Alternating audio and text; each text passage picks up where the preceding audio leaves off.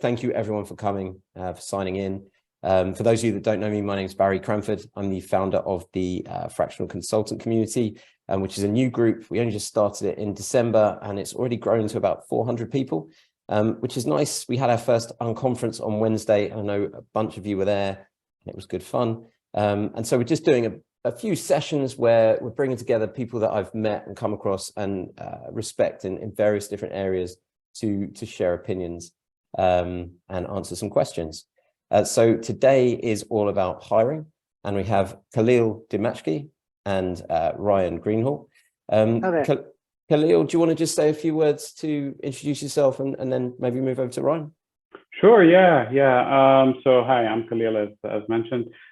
So I've been in the kind of tech industry in London for about 18 years now. Done kind of work on the whole stack, really, development-wise. Moved into kind of the more strategic side of things about 12, 14 years ago. And I think probably the last 10 years have been in leadership positions, 8 of those as CTO. And I've recently transitioned into the Fractional. I've got my first couple of clients. And I was doing Interim before that. Fantastic. Thanks, Khalil. Appreciate that. And Ryan, did you want to just say a few words? Yeah, of course. So I'm Ryan Greenhall. So I operate as a fractional interim CTO with 2 main offerings. So I help startups that have found product market fit scale sustainably across people, process, platform, and products. I like to think of it as bringing sort of order and structure to the chaos in those environments, and also help establish companies that maybe wouldn't have ordinarily thought themselves as technology companies that now have become technology companies or depend on technology, and help them break down sort of business and IT divides, restructure around business value streams, and essentially bring modern software engineering practices to accelerate delivery. I've been in sort of perm engineering leadership positions for the last decade in a variety of contexts through privately funded VC, PE-backed companies, and been fortunate to help drive 3 exits in that period. And hiring and building high-performing teams has been a huge focus for me and the bedrock of my success over the last 10 years. And so delighted to share my experiences here today with you all. Brilliant. Thanks, Khalil. And thanks, Ryan. Okay, so for everyone here, like realistically, the most we want to, or the biggest thing we want to have happen here is for those of you that are actually on the call to get what you want to get out of it. So if you've got any questions or anything that you want to add, feel free to put the virtual hand up, put the question in the chat there, and we'll try and get to that. We've got a few questions that have been submitted and a few to get through, but feel free at any point to interrupt the narrative and put your questions out there. We'll start off with then what it looks like from your world. So I think, Ryan, Khalil, if you can think here, we've got a bunch of people on the call that are aspiring fractionals. Obviously, we've got some current, but we've got a lot of people that are just coming into this space. So looking to find out what it might look like from your world and to learn from existing fractionals what the world of hiring kind of looks like. So at what point, like, is this always a feature in the gigs that you've had? Is it always something that you come across? How quickly do you have to get involved? And what does that world look like from your side? Yeah, I'm happy to start off on this one. So from my perspective, it has always been part of the role, and it typically comes up very early. It comes up when you're engaging with an initial client, and if hiring or team capability is sort of part of their problem, then they'll bring it up very, very quickly. So that often part of the brief will be, okay, we're looking to scale the business. Our current team is X. We think we need, X, a team that looks like this. So even in those sort of early engagement calls, you're starting to build up a picture of what the kind of problems that they have. And in terms of the practicalities, it's actually very similar to when you're doing it as a perm engineering leader. You'll be engaging very, very closely with the engineering teams to sort of quickly build up a picture of the capabilities, what's missing, and working very closely with in-house sort of talent teams. So in my experience, it is very common, and it doesn't look that much different from a perm role. The differentiating factor is you need to sell the mission of the company over selling yourself, which should probably be selling the mission of the company even if you're in a perm role. Yeah, I think much like Ryan, actually, I'm quite focused on startups and scale-ups, and that's where a lot of my experience has been. So, a natural part of that is going to be that there's a real need for hiring, and there's kind of a need to kind of look at the whole hiring strategy and actually staffing strategy, right? So what I find myself involved in a lot is actually also coming in and figuring out, do they have the right idea in terms of hiring? What types of profiles are they bringing on? Is the mix, is there a need to hire perms, or can we kind of temporarily scale up with more contract based? Or is sometimes what I found as well is too much contract, and we have a lot of the internal knowledge kind of dissipating away from the company. So a lot of what I find myself involved in is, rather than the day-to-day hiring process, is more kind of a review of the whole strategy of hiring and how to approach that. Especially when it comes to interim and fractional, because I think that's where you can make kind of the biggest impact as well, rather than, embed yourself deeply within the hiring process itself. Okay, Mark, I can see you've got your hand up there. I'll come to you in just 1 second. Just before I do that, then do you ever have pushback? Like when you come in as a permanent leader, obviously it's kind of your team and you'll assume control of that. But when you're there as a fractional or as an interim, obviously a part of that means that you're not going to be there forever. So do you ever have much pushback from the team in terms of, you can see the problems one way, but they're kind of like, what do you know? You're brand new, you don't know as much as we do. Do you ever get that kind of friction? And if you do, how do you handle that kind of thing? Well, personally, I find that you actually get less friction than when you're a firm, because people are kind of bringing you on because of your expertise, because they need that fresh perspective.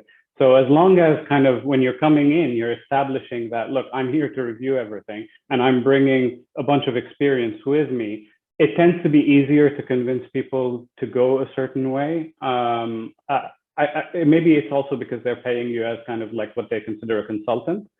But I actually find it easier to get buy-in than when you're a firm. Yeah, I build on that in the sense that I think as long as you're talking to the teams and you're listening, you can then layer on your own perspectives, and people will respect your opinion, and ultimately, if they, if you're there to provide a fresh perspective, and I had a recent example where I saw the initial hiring plan. And actually, had to go back and say, actually, you're hiring too many people. I propose we hire less people, but we go for more experience and essentially, have more impact that way, rather than hiring 20 people that are going to need a lot of support. So sometimes that fresh insight can really help an existing organization, because when you're in the day-to-day and you've been looking at this plan for maybe 6 months, it's harder to pick holes in it. So the fresh perspective really helps. Yeah, I've had that same conversation, by the way, let's hire more experienced senior people first and then build up the rest of the team.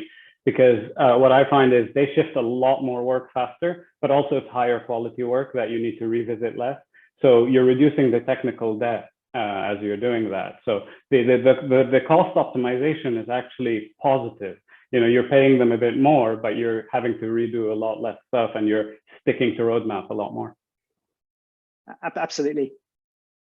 Brilliant. Thanks, guys. Right, Mark, I see you've had your hand up for a while. So yeah, something you wanted to ask there?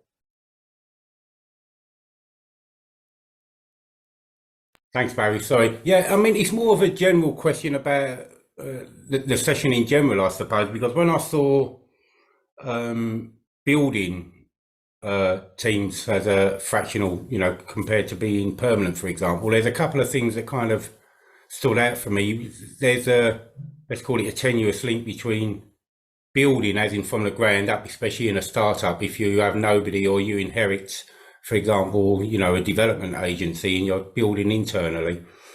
But then, either building from the ground up or inheriting a small team and then growing that in terms of numbers, but also growing in terms of individuals and teams as a group in terms of their, knowledge, experience, call it kind of mentoring, if you like. So, I mean, the main query for me, I suppose, when you're fractional, are there any kind of, not so much shortcut, but quicker methods that you have found that helps in terms of building teams, either in terms of recruiting and in terms of, individual and team, experience, if you like? Does that make sense? Yeah, makes sense. So for me, it's been around.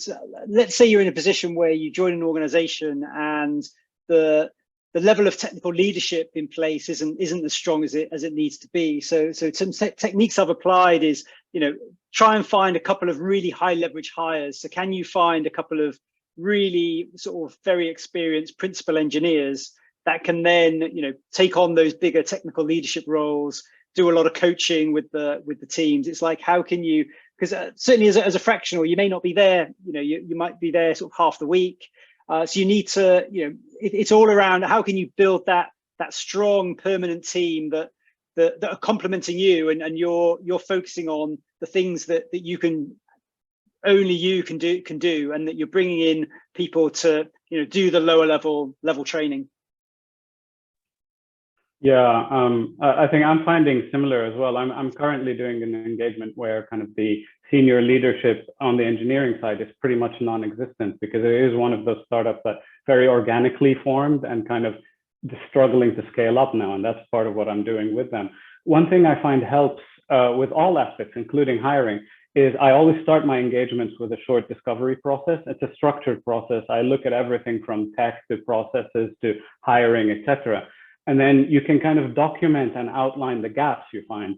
And so you have a really kind of almost engineering driven way of showing kind of the stakeholders where the gaps are, and getting a lot of buy-in to fill that gaps, whether it's through coaching or identifying key roles that are missing, which is what I've done with my recent engagement, where there are clear key roles that are missing, and we've started looking for people as well.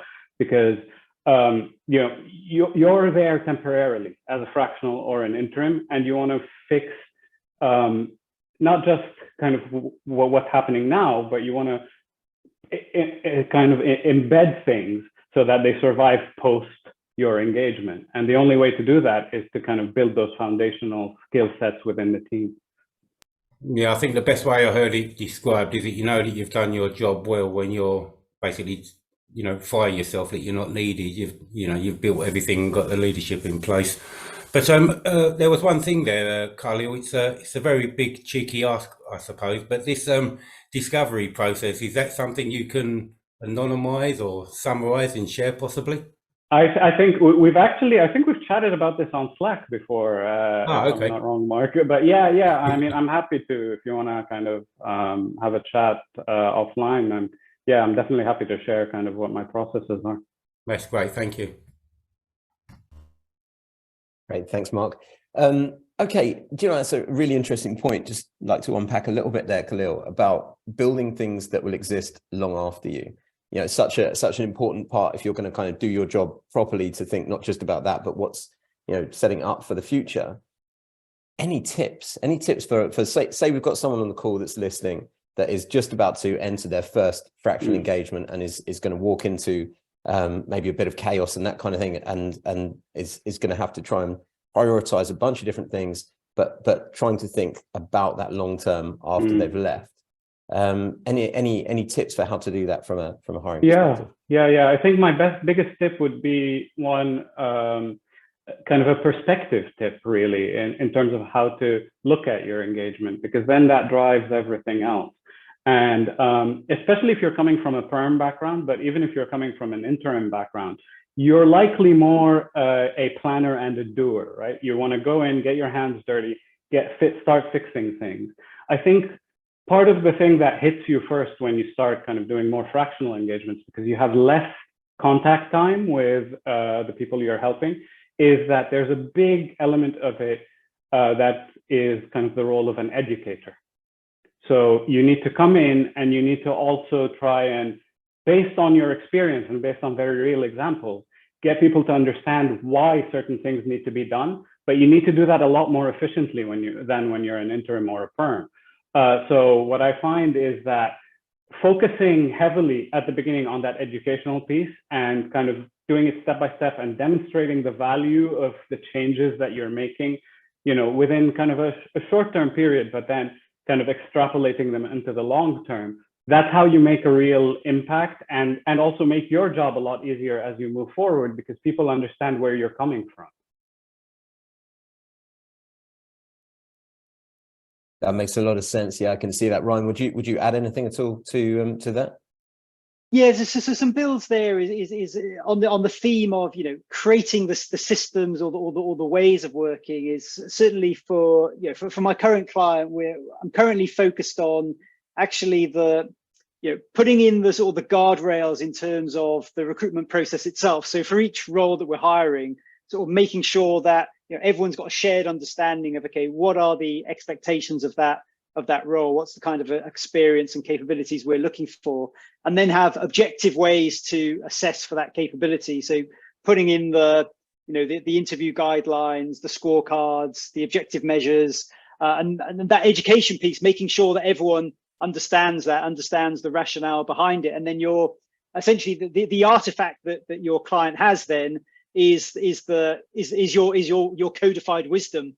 So it's a way to sort of scale yourself across that organization. And that's even more important when you're a fractional, because as I say, you might only be there 2 days a week, and what you don't want to happen is in those 3 days you're not there, people are reverting back to what they've done before. You need the guardrails and the sort of the processes in place such that when you're not in the room, the right decisions are getting made. The scoring part is actually quite significant. That really resonates with me as well, because what you'll see a lot of times in places that are less developed is that they'll be scoring different interviews in different ways, and it's hard to have that consistency. And so, even just standardizing the questions that are being asked, having some kind of idea of, weighting of each question and what a good answer looks like, enables you to kind of also disconnect a lot more from the process and have a more oversight role, because other people can kind of follow those instructions and you have a more unbiased process. Some of the biggest struggle that I've found, especially in the education bit, is making people understand how biased their hiring process actually is. And, from a perspective of either, whether that be the candidate's background or the candidate's education or experience, etc. I'm a big fan of anonymous CV reviews as well, of just kind of cleaning up all demographic data and having just CV next to CV, at least at the beginning as well. Yeah, I can really see how putting some decent time and investment into that education, rather than kind of waiting for it to, trying to jump in straight away, and then when things go wrong, trying to unpick them. I can imagine if you've only got this short space of time, how important that's going to be at making sure it all works. Okay, so can you just go into a little bit more, each of you, on your roles within the hiring team, your roles within the project, to what extent you're obviously a strategist seems to be quite common in what you guys are doing there. But what level of decision making on the individual hires you have, and what you don't have when you're in this role? So from my perspective, it's so it's definitely in that sort of strategist sort of section, sort of guiding the overall process. In terms of the hiring decisions, once you've got the scorecards in place, it then becomes a sort of in my experience, it's like a panel sort of review. It's you look at, okay, well, you review the whole interview loop, and then it's what does the objective assessment say? It's not you as an individual saying it's a hire. It's like what is the process telling us? What is the assessment telling us? And that makes it much easier. And then it also helps with helps the team felt buy in that this sort of interim or fractional isn't making the decision. It's like they've put the systems in place to allow the team to make or the perm team to make a sensible decision. So it sort of reinforces the systems you put in place, reinforce the fact that you're not becoming the sort of the linchpin. You're becoming an enabling force and allowing people to make good, sensible decisions. Yeah, I definitely agree. I think also it's really important to not involve yourself in kind of the every detail of the interview process, because then you build that dependency on yourself, and you want to start building kind of that team's independence from the beginning. So I actually try not to conduct or drive the interviews. At the beginning, I'll sit in on some, which will give you really good kind of feedback for the interviewing team, until at least kind of they're used to the whole process and used to doing it. I do like the panel review for the decision process at the end, and especially if it's based on objective scoring, etc. There's always going to be some appeal to the emotional side in really kind of deciding who you make an offer to and not, but you want to reduce that as much as possible. And having the kind of panel group discussion usually drives out a lot of the personal biases as well. So I think that's a good way to handle it.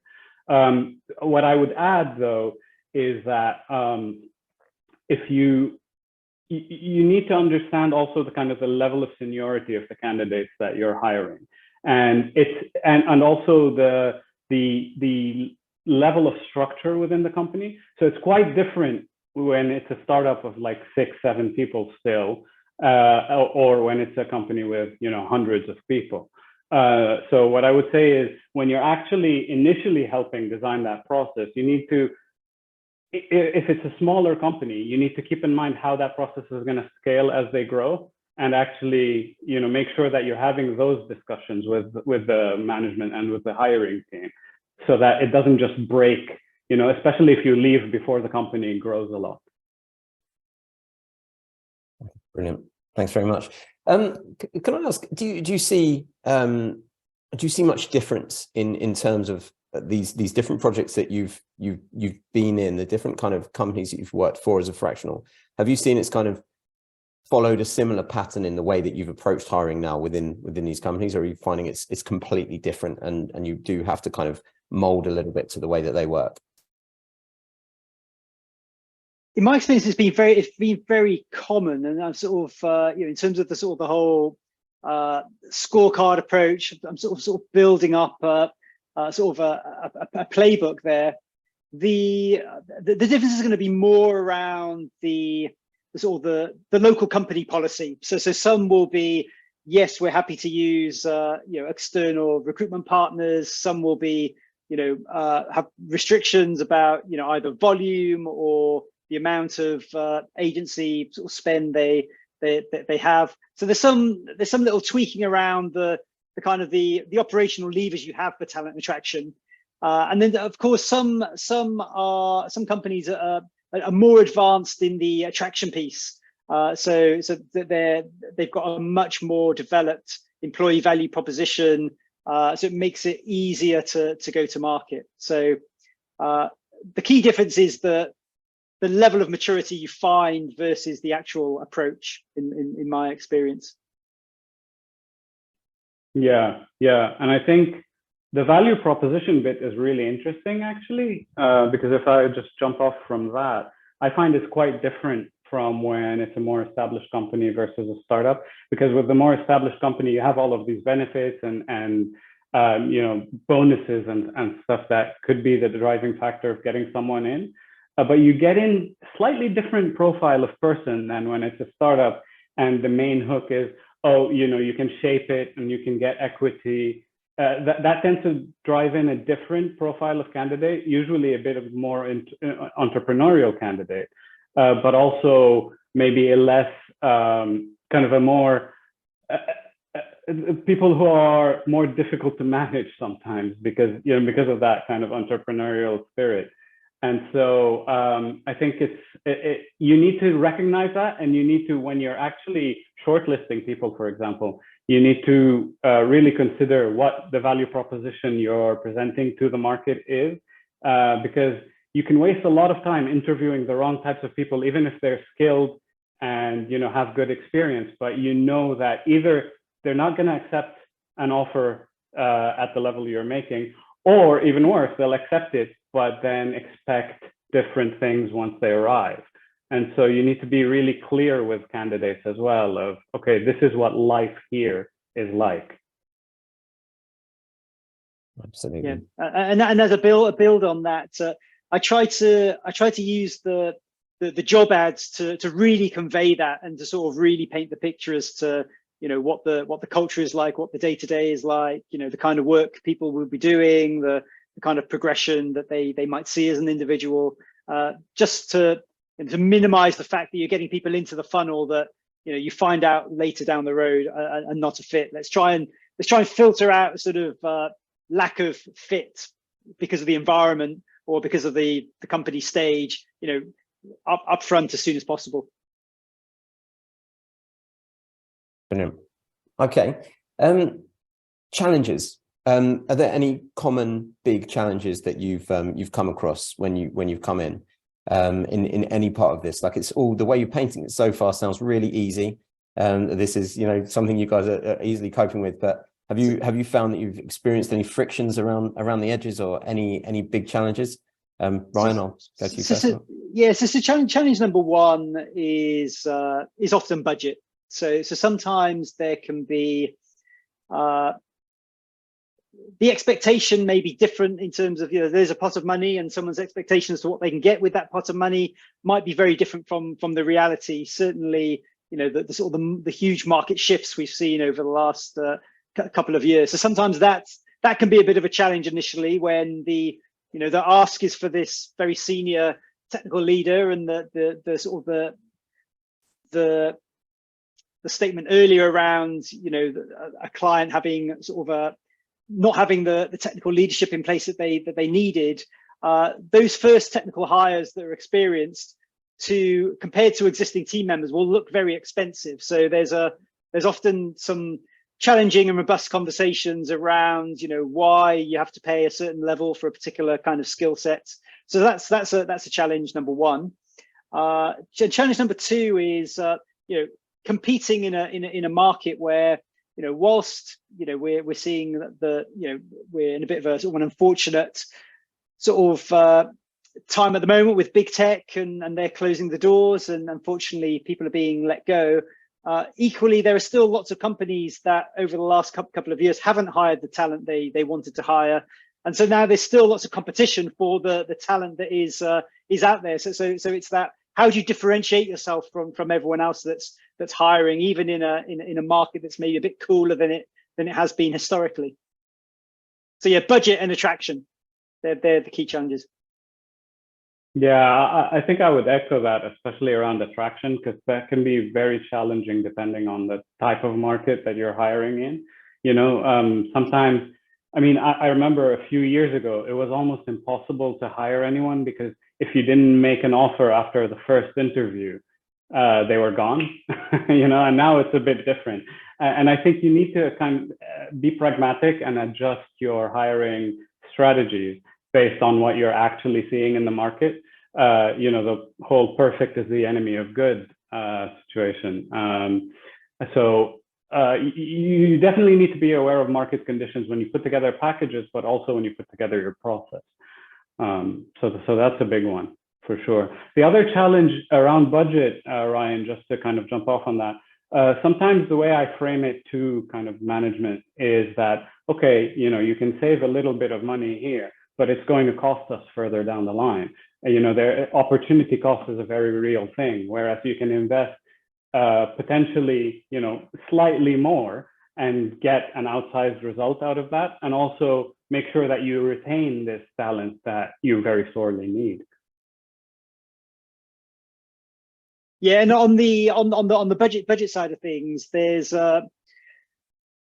you know, there's a number of sort of benchmarking tools that you can use, and what I found is that it's educating people on how to use those tools. So I've just recently been through an exercise where, you know, we just forgot about, in the first instance, we forgot about job titles. We put those to the side, and we just looked at, okay, well, what is the scope and the impact and the remit of this role? Is it a team? Is it a single team? Is it an organization?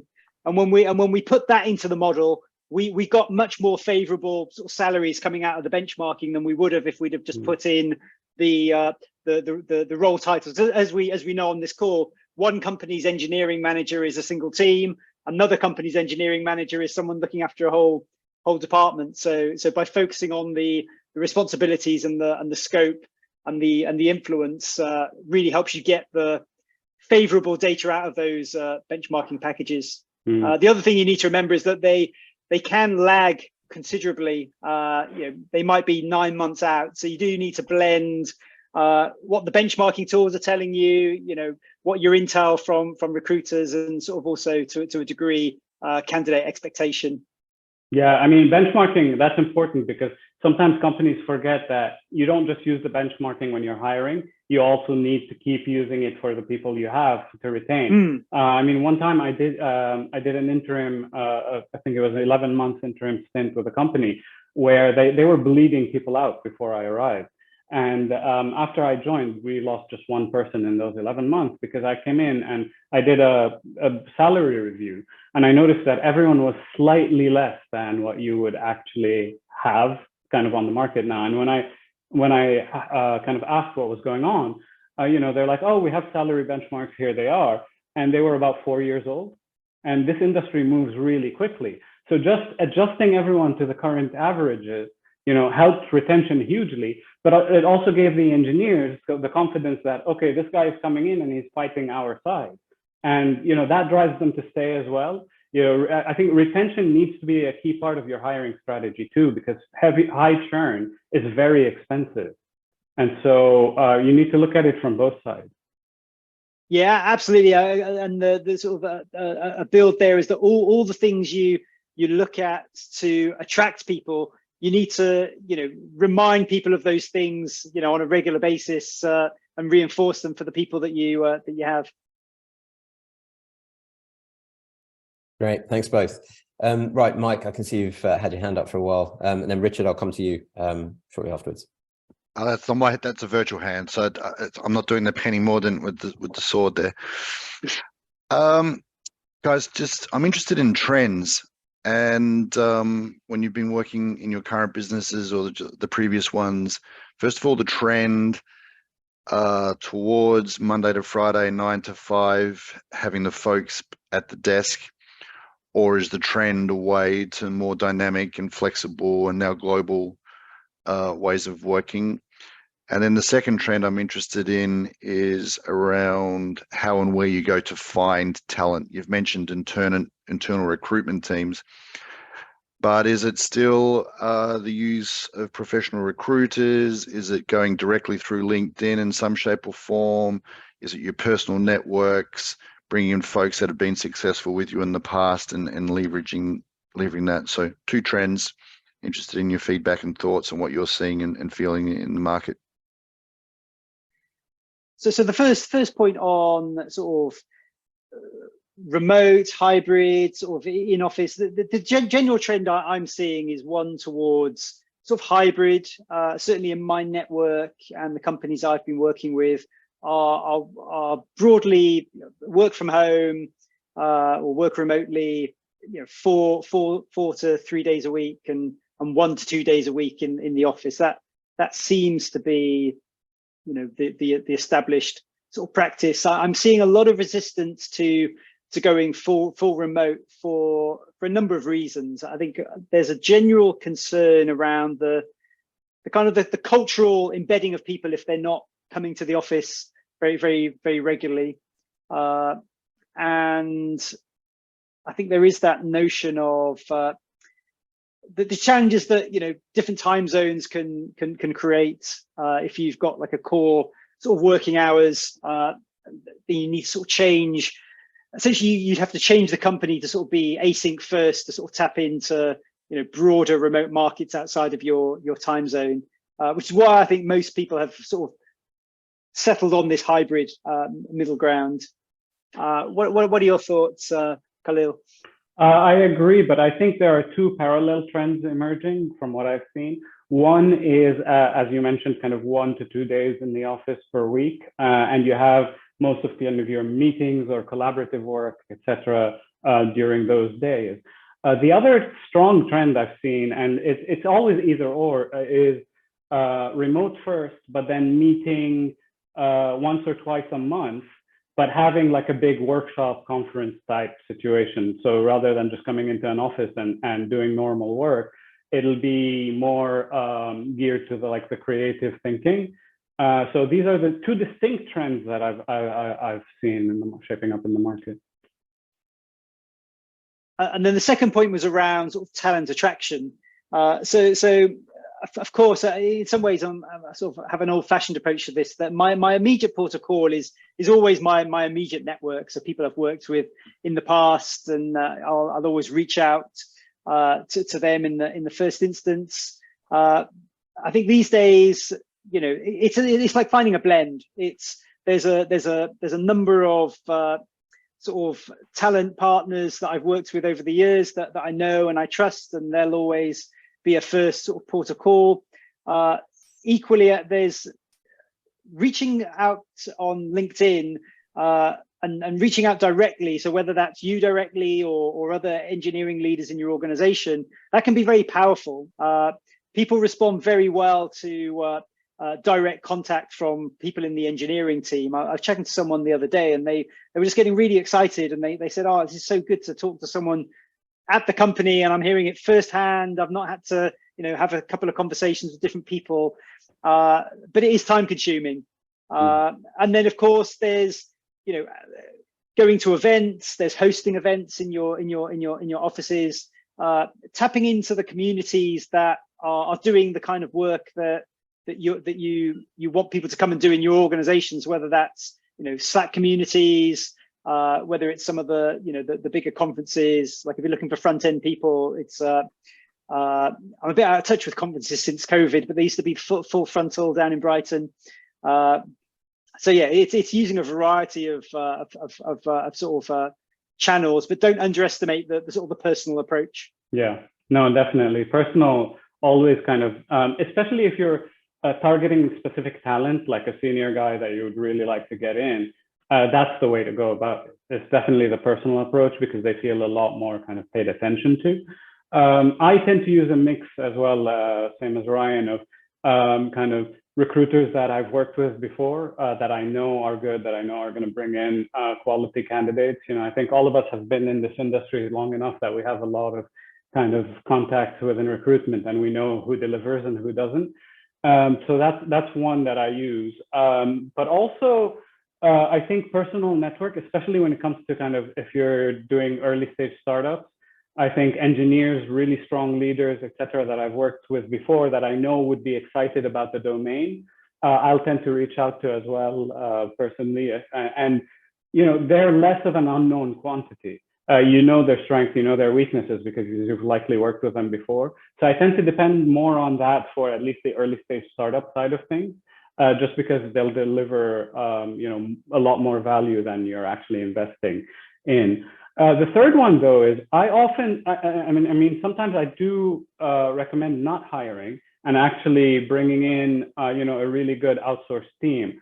That's usually when the funds are low, or it's a seed funded startup that needs to raise, and they don't know quite how much they're going to raise, before they scale up the team, etc. I do tend to depend on also kind of people who provide development teams that I've worked with and trust before. Obviously, this is a very dangerous area because there's a lot out there and a lot who just don't deliver.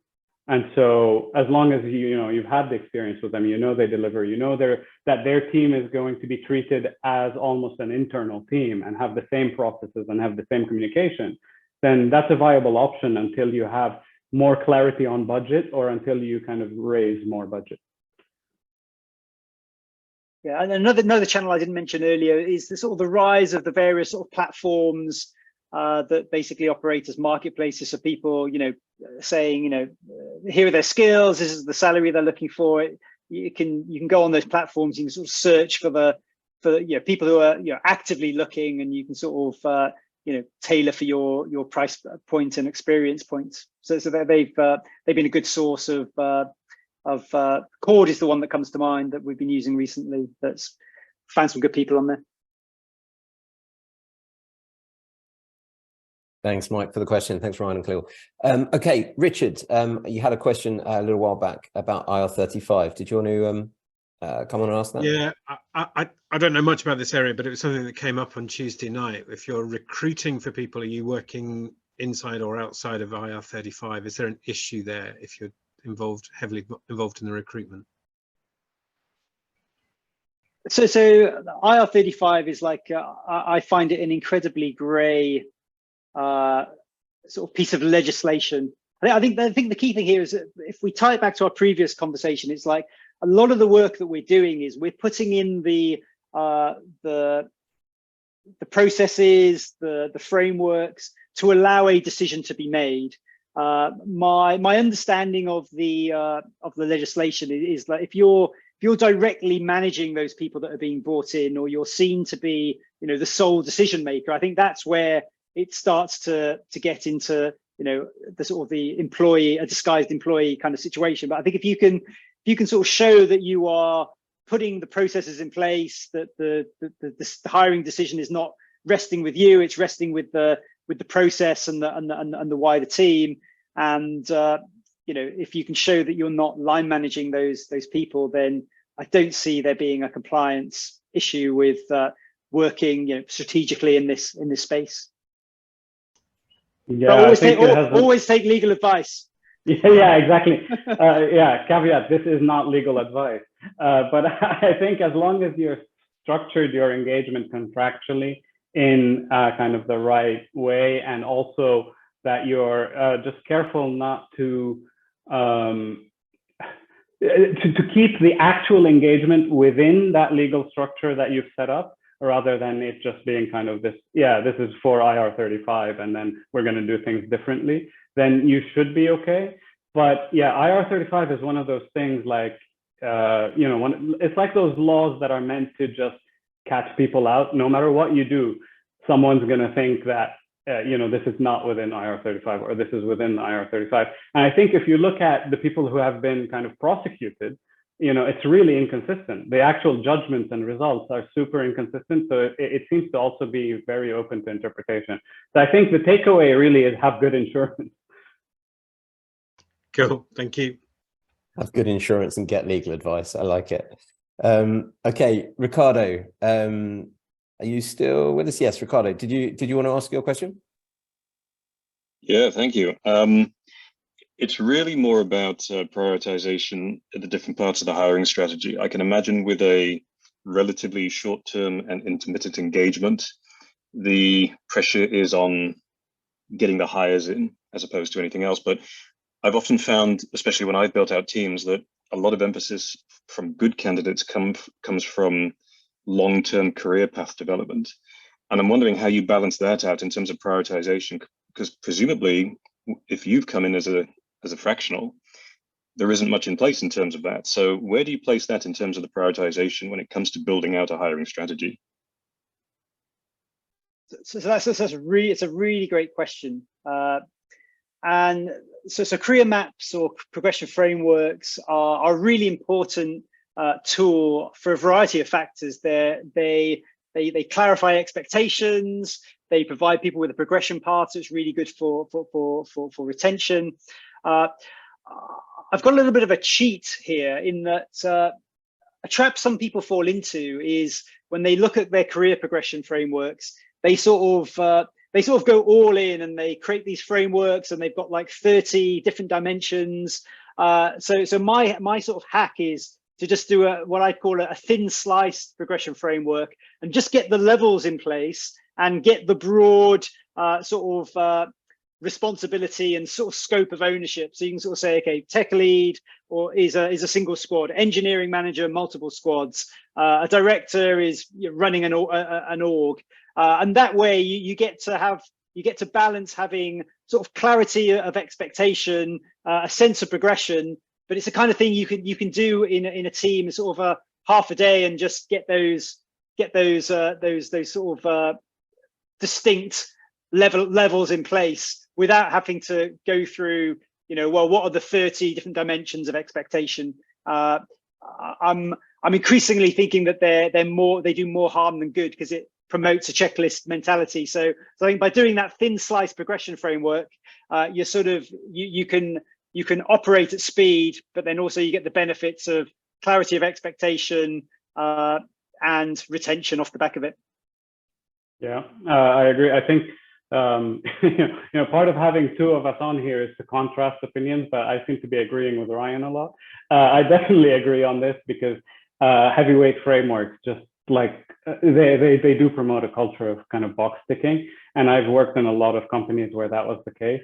The thing about this though is this is the biggest challenge for a scale-up.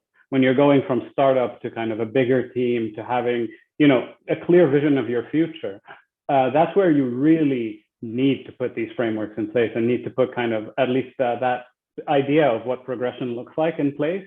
And so and I think founders that are turning into kind of more, CEO and COO types, they struggle with this. So I think as a fractional, there's a big, again, going back to education, there's a big educational element for the kind of the high level management for the founders, et cetera, in just the importance of having these things in place, because they often get ignored and they're a big reason that retention goes down when you grow. The other thing is I also don't like to kind of paint everyone with a broad brush.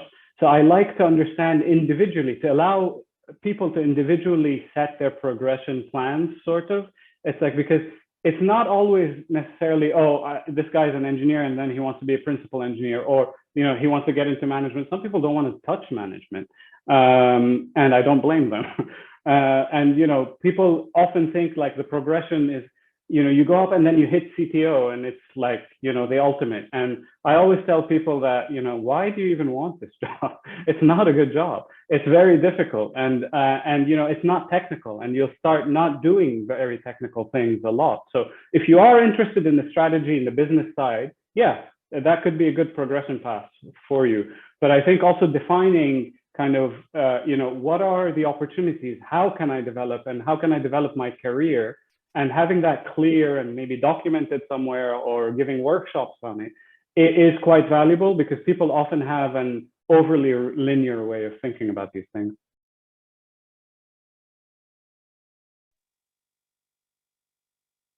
Brilliant. Thanks both. Does that answer your question, Ricardo? Did you have any follow-up on that? It does, thank you. It sounds as if the education piece and emphasizing the importance of career development is probably the most important thing to do in the early stages when you're building out the strategy. So as long as people know that they have to do it, it doesn't hold you back from actually starting, kicking off a hiring process. Fantastic. Okay. Okay, so we've got about 10 minutes left. Any other questions, feel free to drop them in the chat. One thing I would like to talk about just briefly in closing here. We've ran a fractional unconference on Wednesday. A big part of what came up from a load of people is that not enough companies are aware of the fractional offering, what the word means, and what a fractional CTO might do, for example. So I'd love to, just while I've got you guys here, just ask if you've got some kind of some case studies, some work that you've done. Khalil, I know you mentioned there about a company that went from losing people to not losing many at all. So just who is this right for? Which companies should now that maybe have never hired fractional, don't really know what this is about? Who should start thinking about this? What can you bring? Is anyone happy to share some case studies without naming names or anything about what's been done? I think most startups should consider fractional, and actually the earlier stage you are, the more you should actually consider fractional instead of getting your mate who's really technical to be your CTO, because at least you get things set up properly from the beginning, and you're investing relatively very little to get an outsized effect on your company as you grow. Getting a permanent CTO at the early stage, I think, is never the right thing almost. A head of engineering as you grow maybe, but a CTO is a very strategic role, and it can easily be done in this fractional way because it's a strategic role. It's rarely a very heavily operational role unless you're just starting and setting things up. I don't know, Ryan, do you agree? Or so I definitely agree with the sort of the early startups are a great candidate, because there's we will all know people that have been through a rapid growth journey in a startup, and maybe they've had their first tech lead role, maybe they've had their first CTO role, and they've experienced some form of burnout because they weren't supported or equipped to do that role effectively. I think that the value of having a fractional in that instance is you've got someone that can provide that credibility to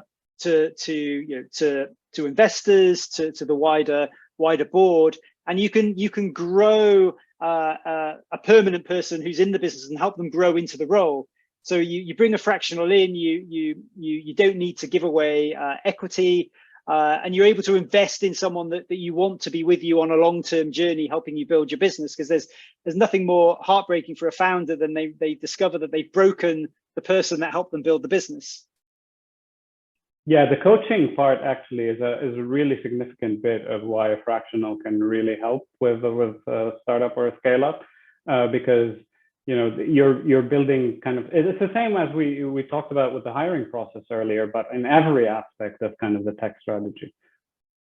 Another area or home ground I think is particularly suitable for fractional as well is companies that are scaling up very fast. So if you are in a hypergrowth sort of scale up, all of your sort of incumbent engineering leaders, they have more than enough on their plates to sort of deliver the product. And so bringing in a fractional CTO that can rather than work in engineering, works on engineering and gets in things like the recruitment practices, gets in the career ladders, gets in the sort of works on broader sort of high performance culture and coaching incumbent leaders. I think that can be a really nice sort of sweet spot, because in any hypergrowth environment, no matter how well skilled the leaders are, they will be overwhelmed.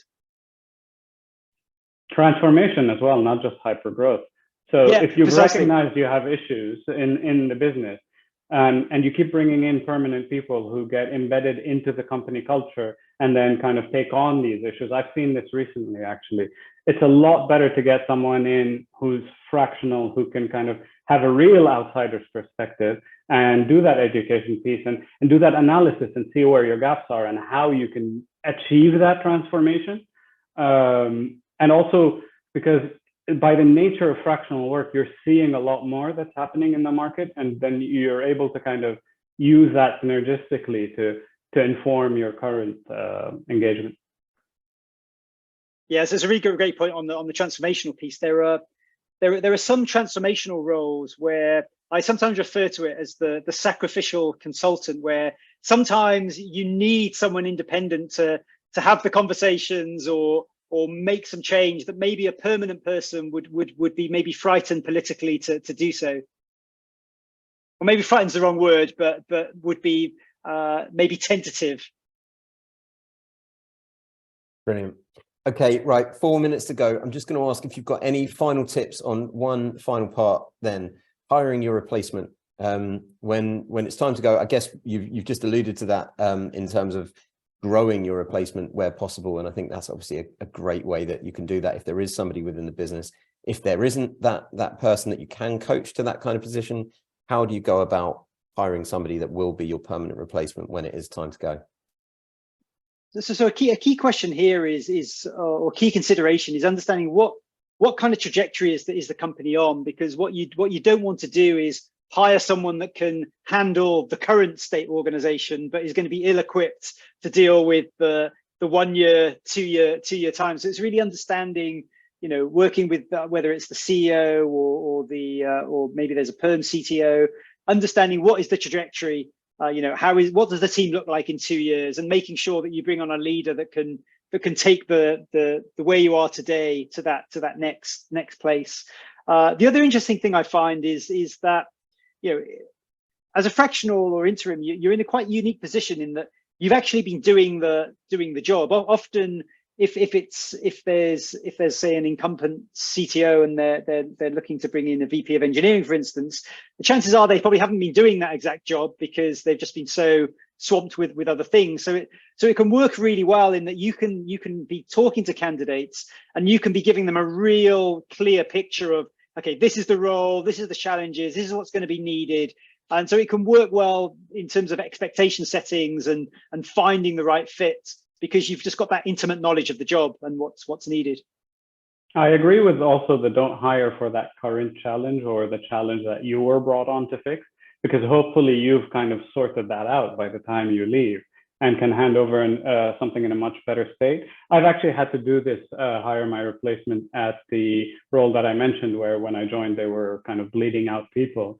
And my focus really was on a couple of things. One, find someone who could handle the actual tech space they were in, because it was it was around computer vision and machine learning, but specifically as applies to kind of security and investigations and things like that. So getting someone with a background that understands the domain, I think, is highly valuable as well, because as you know, a CTO, you need to kind of work within the business strategy as well as tech, and domain knowledge is hugely important for a permanent CTO, much more so than someone who's coming in as a transformational CTO. So that's where I really focused on as well. Plus, you know, you find the right psychological profile for the type of company that it is as well. You know, is it someone who can handle a really high pressure environment if it is a high pressure environment, or is it someone who's creative when it's a creative environment, etc. So it's not just around kind of the technical experience and skills. A lot of it for me has to do with the person. Brilliant. Ryan, Khalil, just closing in on 4. Rajani, sorry, I don't think we're going to get to your question, but I will put you in touch with Ryan and Khalil so that they can answer that directly afterwards. Guys, thank you all for being here. Really appreciate it. Massive thanks, obviously, to Ryan and Khalil. I'll be following up in the next few days just for a bit of feedback and that kind of thing. But yeah, please stick involved. If you're not already a member of the community, then we'll drop you a link so that you can sign up and join. And yeah, I hope you enjoyed it today, and we'll see you at the next one. Thanks for having us, Barry. Cheers. Cheers. Thanks for listening.